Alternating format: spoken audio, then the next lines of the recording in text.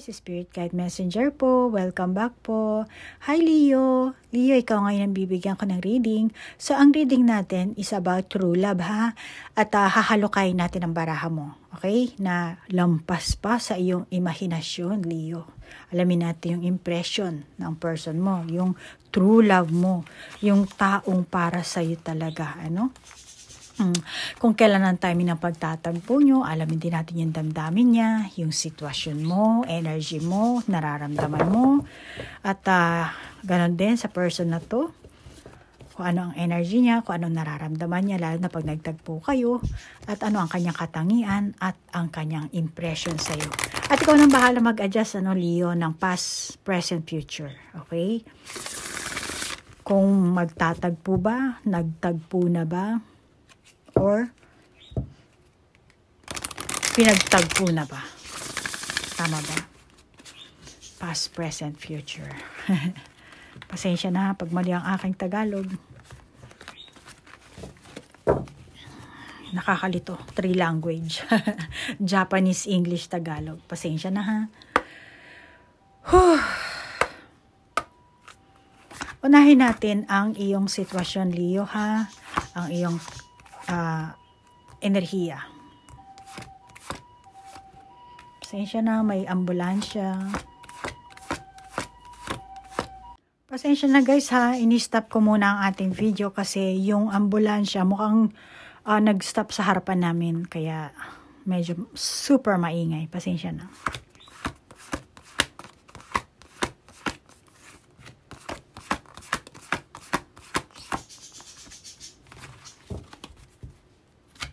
And then,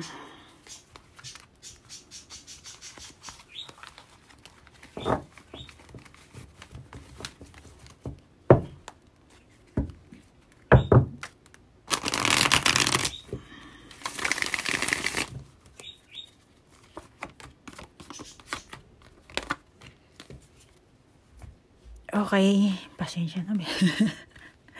Meron tayong creative expression and then calling cards from heaven. Tapos soul connection. Ayan, 3 sila. And then dito naman meron tayong death na reversed. Death na reversed. Okay. Parang meron siya dito. Baka yung person mo Pisces. And then 6 of Cups na reverse.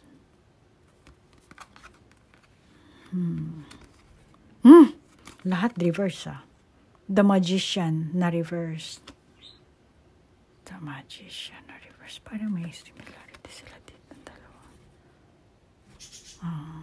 Okay, so lahat reverse. Reverse.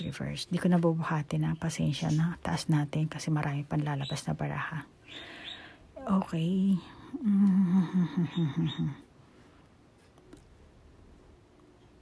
Tingin ko sa iyo, Leo,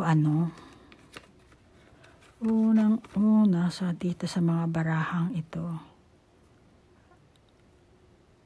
Nakakita ko sa mga kaganapan, sitwasyon mo, mukhang trap ka. Maaaring yung dati mong karelasyon or kung may asawa ka, naging asawa. Kaano man yan, kung anong relationship ang meron kay Leo, tingin ko yung mga sama ng loob mo, hindi mo pa talaga totally nalinis. Pinipilit mo siyang linisin, pero makalat. Diba? Sari-saring color. Dito medyo black, medyo gray. Charcoal color. Which is tingin ko naman pinipilit mong linisin. Yung tipong kakalimutan mo yung lahat. Tingin ko sa iyo, Leo, puno ka ng sama ng loob. At feeling mo siguro naloko ka. Niloko ka, yung mga ganyan. Maring may naging karelasyon ka na nagkaroon kayo ng malaking issue tungkol sa pera or merong third party na na involved dito sa inyong samahan, ano? Na malamang feeling mo parang naging biktima ka. Parang nawalan ka na ng kakayahan. Parang masasabi ko na ikaw ang karelasyon sa pagkakaintindi mo, pero mukhang hindi ikaw ang priority ng person kung meron kang karelasyon ngayon, kung asawa man. Kahit nasabi mo asawa mo tong person na to, etong may asawa ka, hindi yung person na true love mo, ha. So, dito sa baraha, ang nakakita ko, may karelasyon ka ngayon. At kung yung karelasyon mo na asawa mo, ang pag-aakala mo, asawa ka, mas panalo ka. Pero, itong asawa mo, malamang na ginawa kanyang third party na. Maring dati, mahal ka niya. Nung nagpakasal kayo, nung time na kayo. Pero later on, wala na siyang pagmamahal sa'yo. Kaya para sa kanya, ang main niya, yung kung kabit man or kung yung bago. But still, dahil nga mag-asawa kayo, malamang na, syempre mag-asawa, legal, di ba? May kasulatan kayo. So, kahit na sabihin mong legal kayo, may kasulatan kayo, ikaw na ngayon ang third party kasi wala na siyang pagmamahal sa'yo. Wala na. Kaya, ito ang sitwasyon mo, feeling mo na biktima ka, feeling mo may mga taong nanloko sa'yo, hindi lang itong karelasyon mo, malamang na may mga iba pang tao na alam ang sitwasyon ng itong person mo, na ang kinauwian, ikaw lang pala ang walang alam. Maaring sa kaguluhan sa buhay mo or sa relasyon mo. Kaya ang nangyayari sa'yo dito, wala kang peace of mind. Maaring busy ka rin sa pag-aalaga sa mga bata, kung may mga bata bang involved sa inyo, no? Busy ka sa pagiging nanay, tatay, baka iba sa inyo, single parent kayo, ano? Maaring gusto mong makabawi dito, makabawi. Or makasakit din kasi sinaktan ka. Or dahil sa merong nawala sa'yo, maaring pera, maaring dignidad mo, tinapakan yung pride mo, na gusto mo ditong makaganti. Kung ano yung natamo mong sakit, gusto mong ipatamo rin sa kanila. Alam mo, Leo, maring hindi lahat sa inyo, no? I'm sorry, dito ko muna siya. Lahat kasi naman reverse, ano? Hindi lahat sa inyo, yung iba. Maring ikaw ang Leo, nabalot mo na ang sarili mo sa mga nakaraang kaganapan sa buhay mo. Maring nagkaroon kang mapait na karanasan, ano? Kaya naman, hindi ka makalabas. Feeling mo naandun at naandun ka pa rin. Yung alaala mo, yung oras na yun, yung kaganapan, never na nabura sa isipan mo, sa memory mo. Kaya tingin ko sa'yo, hindi ka makapag-move on. Kasi nakakaramdam ka ng takot, galit, na wala ka ring lakas ng loob na harapin ang katotohanan. Or alamin man lang, ano. Dahil sa ganun, maintindihan mo yung kinalalagyan mo, or maintindihan mo yung pinaka-sitwasyon kung bakit nangyari yun. Bakit yung mga ganong kaganapan naganap. Ano? At tingin ko sa'yo, umiiwas ka. Or, nagbubulag-bulagan na lang yung iba sa inyo. Ano? Hindi nyo na lang pinapansin. Dahil sa malamang na nakakaramdam ka ng takot. Baka ikaw ang resbakan. Meron kang pag-aalala. So, kung ano man yung nararamdaman mo, Leo, ikaw lang ang nakakaalam, ano? At ikaw na rin ang mag-adjust, ano? May mga kaganapan sa buhay mo or sa inyo ng person mo, no? Kung may karelasyon ka na, Leo, no? Masasabi ko, malamang na yung iba sa inyo, ikaw at saka itong person mo, siguro nagkakapikunan kayo, no? Yung biruan ba na nauuwi sa pagkakapikunan, or hindi ka na talaga makahinga sa sitwasyon na kinalalagyan mo. Hindi ka komportable. Yung maaari siguro nauuwi kayo sa asaran, biruan, tas asaran, tas nauwi sa pikunan. Then after nun, nagpapalitan na siguro kayo ng masasamang salita, na uuwi na kayo sa ganun. Kaya wala kang peace of mind. Ay na sinasabi sa ng baraha. Kasi nauwi ka na sa sama ng loob, or baka naghahamunan pa kayo dito. Kaya magulo ng isip mo Nawala na yung dati yung closeness. Na hindi naman talaga yung mga pag-aaway nyo, yung pagpapalitan nyo ng mga masasamang salita, wala naman talaga yun sa pinaka-kaibuturan ng puso. Pero, parang, kumbaga, syempre, awayan yan, Pag nag-away kayo, parang gusto mo kasi manalo ka. Kaya lalabas yung mga words na mananakot ka. O sige, walay na tayo. O ganyan.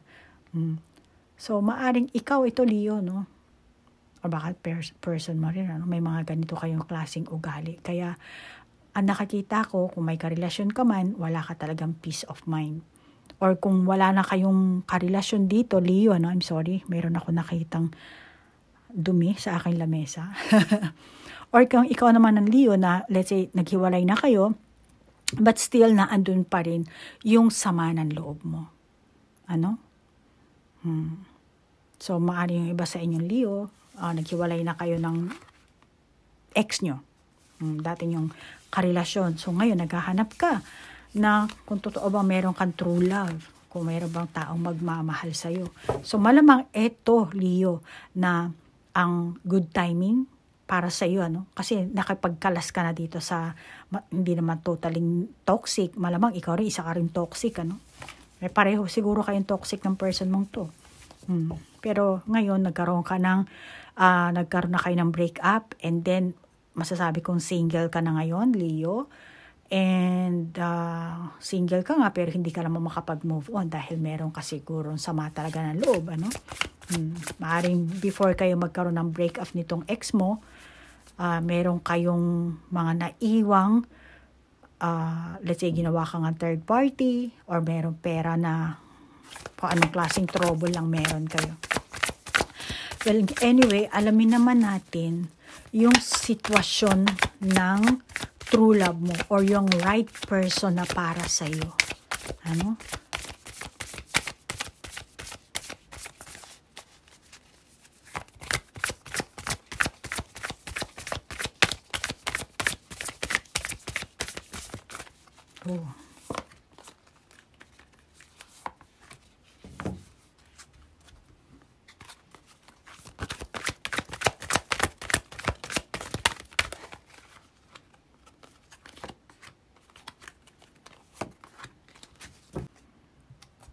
So, Leo, ito ang baraha ng kung ano ba ang sitwasyon. Baliktad. Ano natin. And then, dito rin baliktad. Alamin natin yung kanyang energy. Success. And then, diligence. Tapos, opportunity beacons and moving on. May ambulansya na naman. Busy ata ngayon ng ospital. Actually, itong true love mo or itong right person na para sa'yo, Leo, masasabi ko na may similarity kayo nito. Kasi dito moving on na, diba? Meron kayong kaganapan na magkahawig, pero itong taong ito, nakapag-move on na siya. Or tinatry niya pa lang na yung nakalipas niya talikuran. Maring pinipilit niya or nagawa niya mag-move on dahil success and moving on. Then diligence, opportunity. So, siya nakapag-move on na. Pero may kaganapan kayo na may similarity, At malamang na meron din siyang karelasyon or kung wala naman, may kaganapan sa buhay niya na hindi niya kayang i-express ng ang kanyang mga tunay nararamdaman. Mukhang nalilito siya sa mga bagay-bagay. At meron sigurong bigla ang pagbabago ng ugali. Lalo na kapag nasusulsulan siya ng mga tao sa paligid niya. Kaya, dito ko nakakita. Hindi niya kayang, parang kung titingnan mo, likod nga ang lumalabas, diba? Eto rin likod. So, meron siyang nararamdaman sa kaganapan sa buhay niya, hindi niya kayang harapin. Kaya malamang tinatalikuran niya. Gusto niyang lisanin. Marami rin sa kanya kasi mga nagsasabi ng kung ano. Kumbaga, sumasang-ayon na lang siya sa mga sinasabi ng parents niya, kamag-anak niya, friend niya, at siguro mga tao sa kapaligiran niya, mga pamilya niya. Yung mga tao sigurong para sa kanya na pagkakatiwalaan niya. Kasi wala Pero tingin ko, itong true love mo, hirap talaga siyang magdesisyon para sa sarili niya. If ever na magtagpo kayo nito, malamang nahirap din siyang gumawa ng diskarte sa'yo. At sabihin mong gusto ka niya mapasakamay, parang nagulat siya nung nakilala ka niya. Ngayon dito, gusto ka niyang dagitin. Gusto ka niyang dagitin uy, ganda, ang gwapo ni Leo. Approachin ko nga siya. Pero, hindi niya kaya. Paano ko siya anuhin? Wala naman siyang Baka malamang na, yes, magtagpo kayo, pero lalayo rin siya sa'yo. Hindi ka niya i-approach, hindi ka niya liligawan. Kasi nga, malamang na meron nagsusulsol, magsasabi, si Leo, papatulan mo, liligawan mo, makakipag ka dyan, bla bla bla bla. Tapos, ayan, nalito. Hindi makapag-desisyon, hindi makapag-isip, hindi ma-express yung sarili niyang tunay nararamdaman. Kaya malamang ito, ganyan ang enerhiya ng person na to. Hirap siyang i-express, hirap siyang dumiskarte, hirap siyang mag-approach. Kasi hindi siya klaro sa mga nararamdaman niya, sa palaging yung isipan niya litong-lito. Wala siyang clarity. Marami ding drama kasi sa kapaligiran niya. Kaya doon siya nadadala sa mga drama sa kapaligiran niya. Hindi siya makapag-focus sa sarili niyang buhay. Mas inuuna niya siguro yung kapakanan ng pamilya niya na maging successful. Maaaring yung iba sa inyo, breadwinner, itong true love nyo or yung right person na para sa inyo. Mas inuuna niya yung pamilya niya. Then nakakita ko rin na may takot din siyang pumasok sa isang sitwasyon or relasyon na first time niya lang. At magulo din kasi yung damdamin niya Hindi niya kaya makapag-desisyon. Baka yung iba sa inyo, yung itong true love nyo, itong right person para sa inyo, baka foreigner pa. So iniisip nito na first time lang ako makakipagrelasyon sa Pilipina. Or kung anong, hindi ko alam, basta sinabi ko lang, example lang. So malamang na meron siyang ganong klaseng nadarama, naiisip, At mas gugustuhin niya ang mga bagay, tao, na kumbaga nakasanayan niya na. Pero hindi ibig sabihin na hindi na welcome ang bagong landas, ang bagong tao, ang bagong kakilala, makikilalang tao, kung ano man ang dumating sa kanya, Maring, yes, mabitawan niya yung mga old niya, yung mga luma niya, hahayaan niya yan. Tatalikuran niya. Pero, kailangan niya munang pag-isipan na maigi mag-spend ng time para makapag-desisyon siya.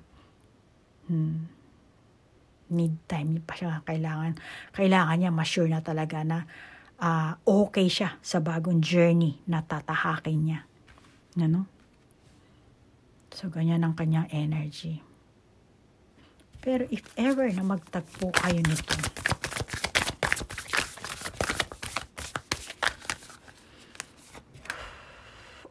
enlightenment. Wisdom. Kaya natin dito. Meron tayong enlightenment at saka wisdom. If ever na magtagpo kayo nito, may isda. Kaya sabi ko kanina, baka Pisces itong mo, Leo, itong true love mo, itong person na para sa'yo. Kasi tinan mo, isda.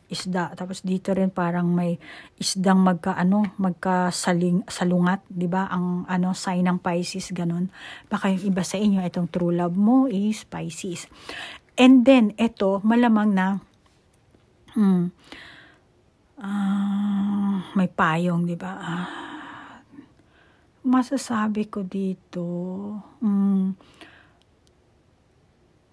hindi niya ipapakita sa iyo yung tunay niyang nararamdaman. Bakit? Kasi siya rin mismo, hindi rin siya klaro eh. Hindi siya klaro dito eh. Dadayain niya muna yung sarili niya. Na parang sasabihin niya, hindi ko type yan si Leo. Pero ang totoo, kulang na lang sumabog na ang puso nito. Takot pa to sumisid eh. Takot mabasa ng tubig. Isda! Takot kang mabasa ng tubig. Nakapayong ka pa, isda. Ano ka, hilo? Ang isda kailangan ng tubig para makahinga, di ba? So, yan ang validation ko. Hindi siya magpaparamdam sa'yo na hindi niya express yung tunay niyang feeling.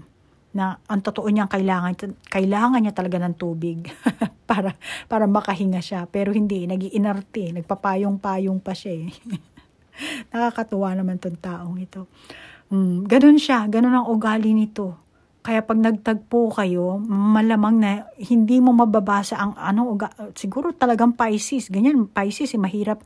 May maraming Pisces ang mahirap ispelingin eh. Sala sa lamig, sala sa init eh. Hindi lahat, pero maraming ganyan. So malamang Pisces itong true love mo, Leo. Kasi ganun siya eh. Ganun talaga ang ugali niya. At una, kung itong person na to, masasabi ko timing ng pagtatagpo nyo, itong true love mo, kapag nagkaroon na siya ng pagtitiwala sa kanyang sarili, nagkaroon na siya ng self-confidence, kumpiyansa, malamang na yan ang timing. Yan ang timing na pagtatagpo nyo, or hindi man pagtatagpo, yan ang timing na itag doon sa Tagalog, isisiwalat niya yung tunay niyang damdamin. Ilalabas niya. Yun.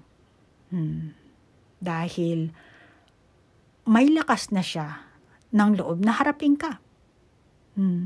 Pero kung wala siyang lakas ng loob, malamang napatago-tago ito. Pasisid-sisid. Patago-tago. Para siyang stalker. Hanggang tingin lang siya sa'yo. Titingnan ka niya lang sa malayo. At doon na lang siya magpapantasya.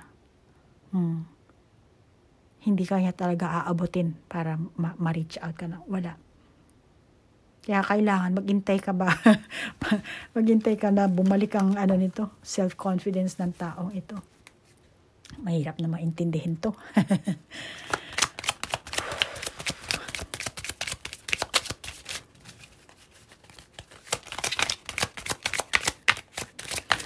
Yung iba sa inyo, masasabi ko, getting to know each other.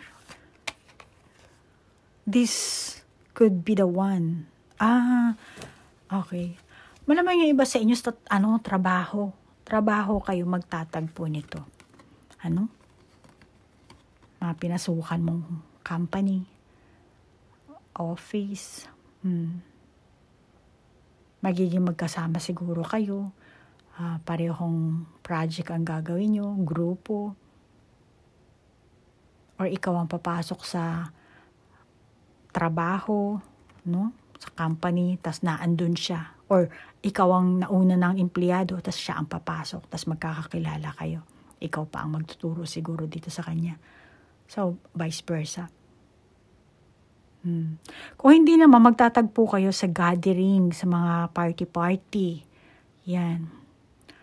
Nakakita ko rin na may hayop na magiging involved. Baka pareho kayong may alagang aso. Ano? Tapos sa park. Baka sa park kayo magkita. Yung iba sa inyo, magtagpo kayo sa park. Doon nyo mo siya makilala.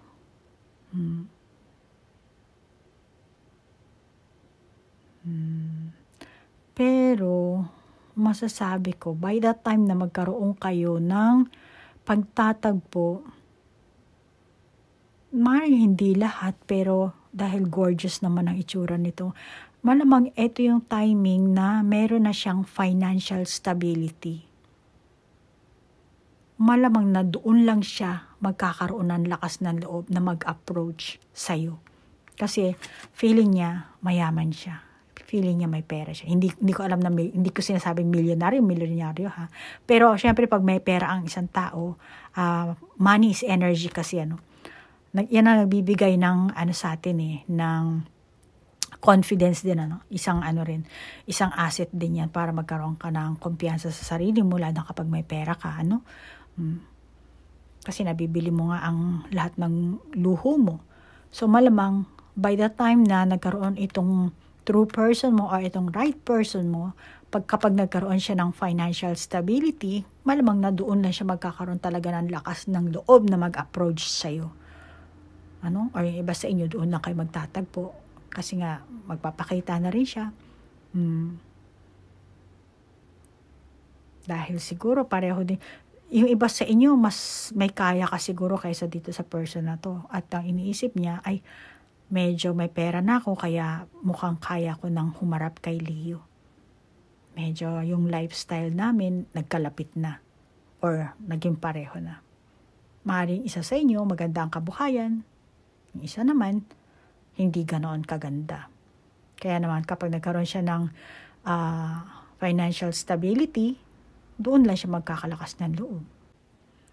Pero alam mo Leo, nakakita ako by that time na magtatagpo kayo nito, malamang na kailangan or mag-iintay siya na magkaroon ng approval magmula sa pamilya niya. Depende kung ilang taon ito, Itong person, itong true love mo, right person para sa'yo. For example, sasabihin ng parents niya, ngayon, pwede ka na magpaligaw dyan kay true love mo, yung right person. Sige, pwede ka na makapag-date. Or sasabihin ng parents niya na pwede ka nang magpaligaw, or mag-attend ng mga party-party.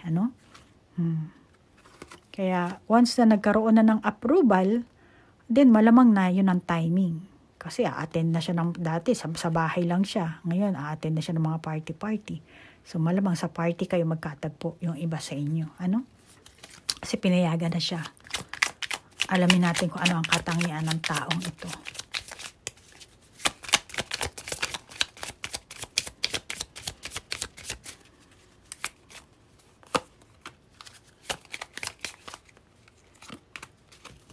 Ano ang katangian ng taong ito?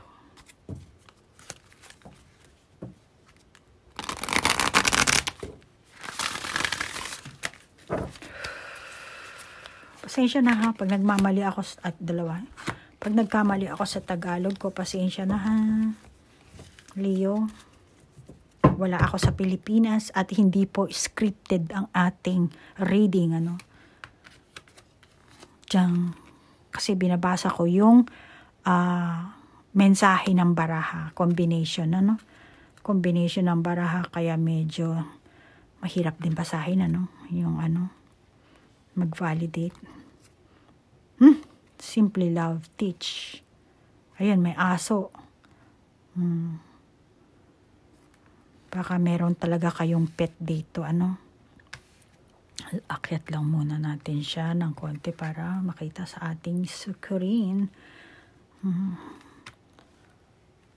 Katangian ng person mo, tingin ko, alam mo, ito na naman, nakatalikod na naman siya. Ayan, no? Dito rin, nakatalikod. Solitary. Ito rin, yung likod niya. Gaano ba kaano ng likod ng taong ito? Importansya, binibigyan importansya niya talaga ang family niya, ano? Mahalaga sa kanya ang family. Ano? Malamang masasabi ko, isa sa katangian niya yan. Priority niya ang kanyang family. And then, dito nakikita ko na malungkot ang ano nito eh. Ano? So, mapag-isa siya. Ano to? Ano itsura nito? May pagkamadamot siguro to. Madamot, may pagka... Sa sarili niyang pamilya, mapagbigay siya, mapagmahal siya.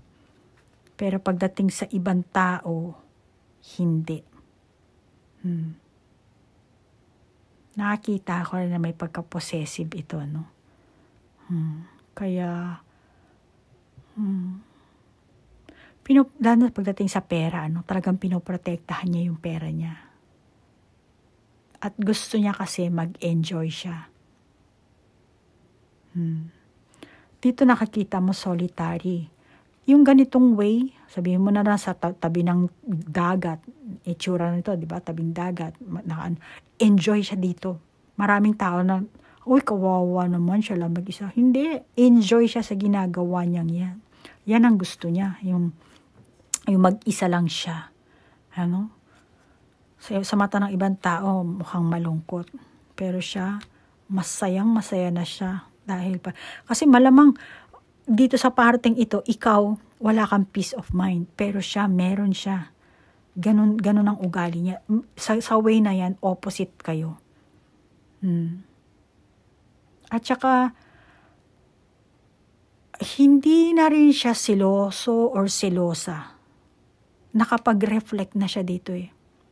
Maaaring yung ganyang pag-uugali niya, dati, siloso, silosa, pero ngayon, kaya niya nang kontrolin. Malamang yan ang naging dahilan. Kaya hindi naging maganda ang past relationship niya. Tapos dito, kaya nag-move on siya. Then dito, mukhang nag-reflect. So, ang katangian nito, masasabi ko na nagkaroon siya ng self-reflection, nakilala niya ang sarili niya. Ngayon, binabago niya na yun. Kung dating siloso siya, hindi na. Kukontrolin niya na yung sarili niya. Ano? Tapos kung meron siyang past insecurities, tingin ko naman mukhang na-heal niya na yun. Ano? Maaring nag-take siya ng therapy or counseling, kung ano man, na tingin ko na-heal niya na. Nakapag-reflect na siya doon.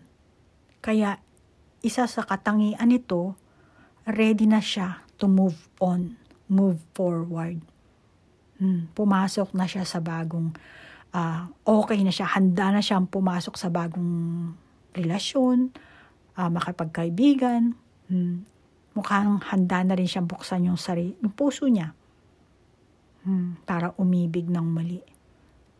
Kaya pag nakita kayo, malamang na yung iba sa inyo, malamang na ready to mingle na siya, handa na siyang magmahal. Handa na siyang pumasok sa bagong relasyon, Hindi, ito ang gagamitin kong baraha. Ito pala, I'm sorry. So, Leo, ano ba ang katangian, impression ng person na to, no? Lalo na kapag nagtagpo kayo, ano ba ang magiging image mo sa kanya? Ano naman ang tingin niya sa'yo? Ano nararamdaman niya sa'yo? Aalamin natin yan.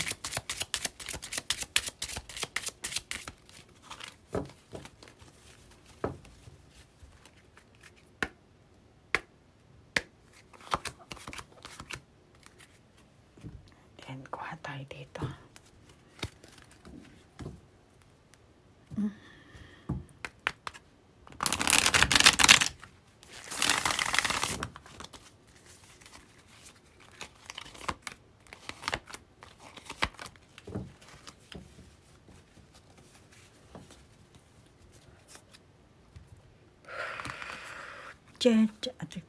Lahat to upright. Chemistry. There's a strong magnetic attraction here. Make the effort. Great love is worth taking the steps you're guided to take. And then express your love. Go ahead and make the romantic gesture. Ayan. And then dito naman, Two of Cups. And then, 8 of Pentacles. At the Chariot na reverse. Okay. Impression niya sa'yo. Tingin ko, masasabi ko na, tingin niya sa'yo, lalo na pag nagtagpo kayo nito, no? Parang, ay, Leo, ikaw ata ang karmic retribution ko. Parang, since na magtagpo kayo nito, no? Feeling niya, nakaranas siya ng punishment.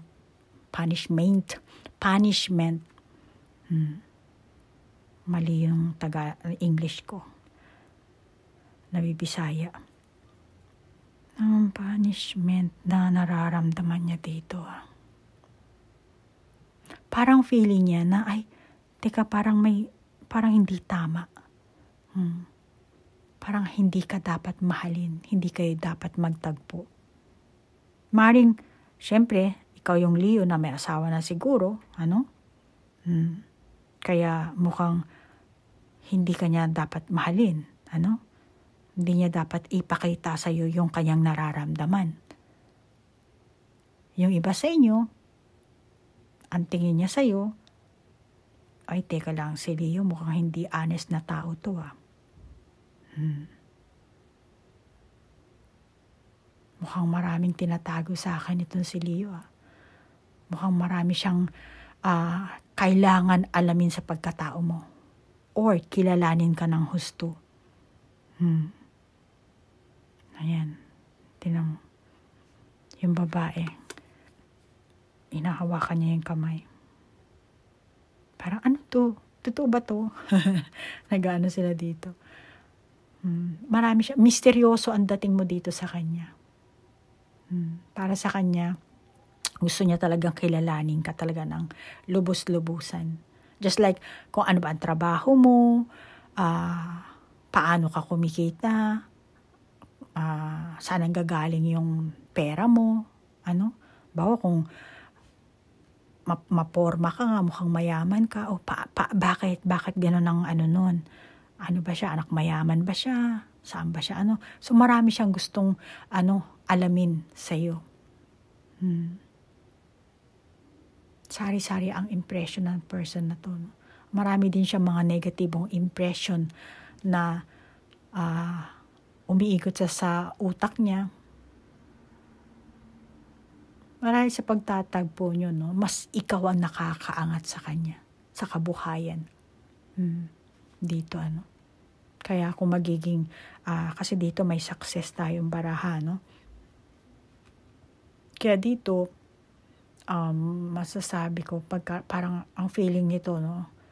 Na kung magiging financially stable talaga ako, doon lang talaga ako magpapakilala kay Leo. Doon lang ako sa kanya mag-i-start naman ligaw. Makakipagkaibigan, makakipag-close. Kung ikaw ang Leo na may karelasyon or asawa, then masasabi ko na ang impression nito, talagang type ka niya. Sa kabila ng lahat. Nakakita niya may asawa ka na, Pero malamang Leo, ikaw sa una, itatago mo yung nararamdaman mo dito. Sa itong true love mo, itong right person na para sa'yo. Kasi siyempre inisip mo, ay hindi na ako pwede magmahal kasi may asawa na ako or meron na akong karelasyon. Sa una, siguro itatago mo. Pero later on, dito na. I-express mo na yung love mo. Ikaw ang mag-express nito. Then, lalabas na yung good chemistry nyo na hindi mo namamalayan. Kung dati nakalambita yung puso mo, babagsak na yan dito sa parang tasa. Putyong, papasok na yan dyan. Kaya, i-express mo na yung tunay mong nararamdaman. Malamang ito ang true love mo talaga, Leo. Or meron siguro kayo ditong soul contract, Leo. Magandang alamin natin to, kung anong soul contract niya, Kaya, talagang pagtatagpuin kayo ng tadhana dito, Leo. Kahit na sabihin mo, hindi na pwede kasi may asawa na ako, kasal na ako, may anak na kami, ganyan. Hindi ko alam kung ilang taong ka, Leo. Pero hindi mo matatakasan ang mapagbirong tadhana kung sinasabi mong married ka na, meron ka ng karelasyon. Oo, mahirap kung may asawa ka na. Siyempre, legal yan, Pero kung hindi pa naman kayo kasal, may chances pa naman na masasabi. Pero, maaaring sa una talaga meron kang itatagong sikreto. Hindi mo siguro ipapaalam na meron ka pang asawa. Hindi mo ipapahalata. Baka tinatago-tago mo yung sing-sing mo. Kaya, later on, bibigay ka rin dito sa taong ito. Kasi tingin niya sa'yo malungkot ka, Leo. Kaya nga gusto kanyang ikis ikis kita. Gusto kanyang ikis. Or may mga bagay kang pinagsisisihan siguro sa buhay mo. Kaya malamang sa simula, mararamdaman niya awa. Maawa siya sa'yo. Ay, kawawa naman si Leo. At tingin niya, wala kang kakayahan din talaga ilabas yung tunay mo nararamdaman, yung galit mo. Maring iniisip niya, ay, shy pala itong si Leo. May ganun siyang klaseng impression sa'yo. Shy ka. Pero sadyang may takot ka lang. Takot na magkamali. Takot na baka magkamaling muli. At tingin niya sa'yo, mukhang mahirap ka ding abutin. Or if ever na maging kayo, tingin niya, mahihirapan siyang mag-adjust, makisama. Maaaring dahil nga sa lifestyle niyo. Or sa una, syempre, hindi niyo pa gamay ang isa't isa. So, meron siyang nararamdamang klaseng ganun. Meron siyang impression sa'yo na ganun. Na mukhang mahihirapan siya makisama sa'yo. Okay ba ang chemistry namin nito? Kasi 'di ba, hindi pa siya totaling sinasawsaw yung kamay niya, 'di ba? Inaano niya pa lang kung ano itong puting niya nasa kamay mo. So, pareho pa kayong nag-aano diyan. Ginagamay niyo pa lang yung isa't isa. So, Leo, yan ang nakikita ko na impression ng person mo, katangian ng person mo, at sitwasyon ng person mo, enerhiya niya, kasalukuyan niyang sitwasyon, pati ikaw rin, energy mo, at yung iyong sitwasyon din, Pero alam mo, Leo, advice ko lang, kung meron ka ng karelasyon ngayon, let's say, sabi ko kanina, meron ka ng, baka yung iba sa inyo, hindi lahat, yung ibang Leo, baka meron ka ng asawa man, or ka-live-in partner, sabihin na natin, At, kahit na hindi maganda ang inyong samahan, pero kayo pa rin, let's say, kung BFG, at lalo na kung wala rin lang mga bata na involved, kasi dito tingin ko may mga batang involved sa inyo, hindi lahat, pero yung iba sa inyo. Then, ang masasabi ko, kung wala rin lang naman na batang involved and hindi rin naman kayo kasal, or if ever nakasal kayo, wala naman kayong anak, makakabuti na tuldukan mo na lang ang inyong relasyon para magkaroon ka naman ng peace of mind. Bawa, itong asawa mo, may third party, tapos wala naman kayong anak, palayain mo na yung sarili mo. Para naman, once na pinalaya mo ang sarili mo, may tendency magtagpo kayo nitong true love or itong right person para sa'yo. Pero kung kahit na sabihin mo may anak ka rin o talagang toxic talaga at tingin mo naman ikaw ay talagang nasa right side, wala kang pagkakamali. Pero ang kailangan kasi dyan, unahin mo muna, mag-effort ka muna. Dito nakalagay, make the effort. mag-effort ka. Gawin mo ang lahat ng makakaya mo. Para mag-work ang inyong relationship ng iyong person, hindi itong true love mo or right person, yung pinaka-karelasyon mo dito. So, diyan ka make effort, pag-igihan mo para magkaroon kayo ng good chemistry. Iwasan mo ang maging ma-pride yung ego mo, lalo na kung mag-asawa kayo at may mga bata pang involved. Iwasan nyo yung sumbatan at saka yung pagtatalo sa pera. Yung mo na parang magmamalaki ka pa na etong napangasawa mo, hindi naman ganun kayaman, ikaw medyo mataas, may nakaangat ka sa buhay. Lalo na yung mga ganyan, kung may paparinig sa mga anak mo. Kasi asawa mo na siya or karelasyon mo na siya, live-in partner mo na siya. Kaya kasal kayo, kaya hindi.